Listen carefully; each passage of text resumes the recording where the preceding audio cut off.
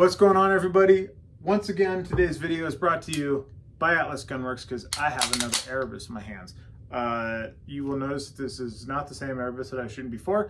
This one didn't even come from Atlas. This one came from my buddy Jeff. Thank you, Jeff. But what I'm doing with this guy isn't actually shooting, unfortunately. What I'm doing is I'm getting a holster made. So because Atlas pistols have a full-length dust cover and they're tri-topped and they have a little bit of thickness around the grips where some other pistols don't, some holsters don't play nice with Atlas pistols. For example, my standard non-retention USPSA holster, not even close, right? So that is made for this gun, short dust cover, long slide, weird shape. It works in this guy just fine. But once you go with this guy, it kind of limits your options a little bit. Mostly in the retention holster territory. Regular holsters that fit Atlases, there's tons of them.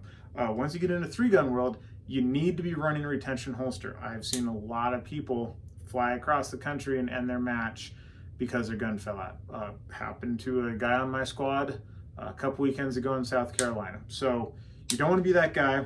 You want a retention holster. Now, there's a few different options for retention holsters. A lot of people run the hoods. I don't like the hoods for a couple reasons. They're a little bit slower to draw from, and if you are reholstering on the clock, you're hot holstering, which you can do in some matches, it's a little bit slower because you got to put it in and then close the hood. You don't want to forget to do that. I used to run the ALS Safariland holsters with the thumb button, but I don't like running a thumb button and a thumb safety at the same time. So when I switched from Glocks to double stack 1911s, I stopped doing that. What I ran with is the Safariland GLS holster. So it has a button here, and the way these guys work is as you're grabbing your gun, you're establishing your grip, you're pushing that button as you're grabbing it. So you're defeating the locking mechanism as you're gripping your gun. Then, when you need to reholster your gun on the clock, you just put it back in there, and it's nice and locked into place. The problem with these, while the mechanism is really nice, the holsters are pretty chintzy.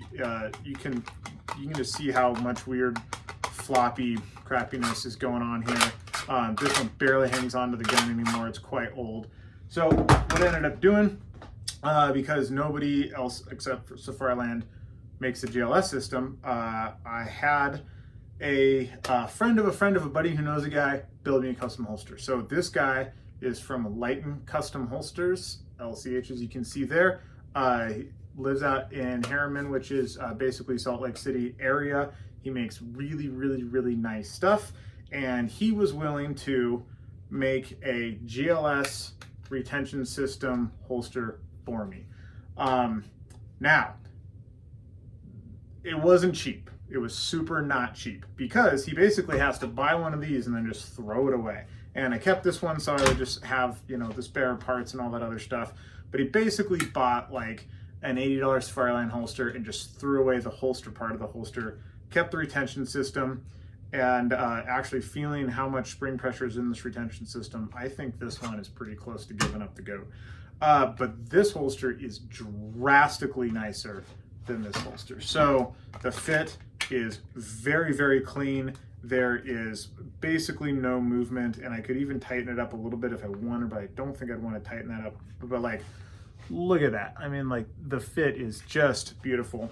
And the other thing that this has going for it is the front is cut out. So you can see the front of the holster is cut out right there. Whoops. And now we're throwing stuff. Where this holster goes all the way down. That means when you're drawing from this holster, you have to draw all the way to the top of the holster before you can clear. I'm a pretty short dude. That means my draw has to be all the way up into my armpit as I extend out. And I can still do it pretty fast, but it's not really ideal. So with this guy, because the front's cut out, you can essentially start bringing the gun forward earlier. Pretty much all race holsters are kind of cut like this these days. So when you put the gun in there, you're seeing the entire top of the chamber area. Obviously your trigger guard, everything is still covered. It's super, super secure. So you don't have to worry about dropping it. So very safe, very secure. And then all you're doing is defeating that button. It does sit in a slightly different place in the holster I'm used to. So I'm still just getting used to it, but man, it is really, really nice. So if you are serious about 3-gun and you need a retention holster, or you just want a super nice race holster, I highly recommend these guys because, man, they build really nice stuff.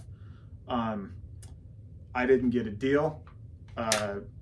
Nobody asked me to do the video, nothing. He just built a super nice holster, and I wanted to give a shout out to this. Now, onto the gun side of things. Like I said, if you're shooting 3-gun, retention holster, mandatory gear. Whatever kind you have has to have it. A holster that like you can tighten down and it feels nice and positive when it's good. No, none of that counts. You need a mechanical mechanism that you have to defeat in order to draw the gun. That is the only acceptable thing for 3-gun. If you have some stage where there is a super spicy draw right off the buzzer, maybe you could bring a regular holster also. I do know some people that do that. I've done that in the past. What I have found is, I don't know about this holster yet because I haven't spent any time with it, but I'm imagining it's going to be the same. With this holster, I can pretty comfortably put down sub-second draws, you know, at like 7 yards. I can shave a few hundredths off of that. With this, none of that matters in 3-gun. The stages are big enough and long enough.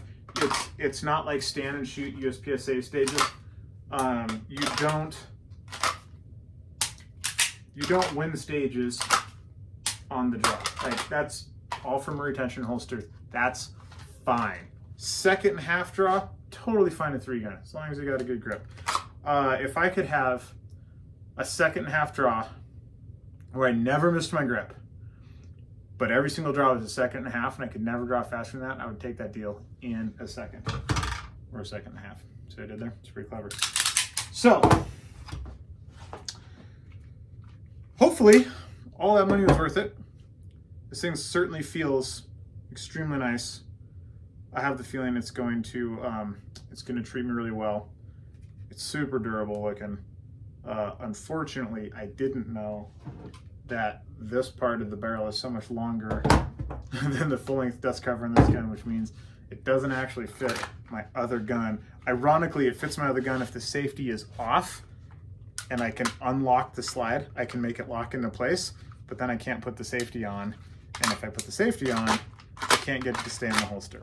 So, you know, is what it is. But this gun is very soon to be the backup gun, and either an Erebus or an Apollo is soon to be the main gun.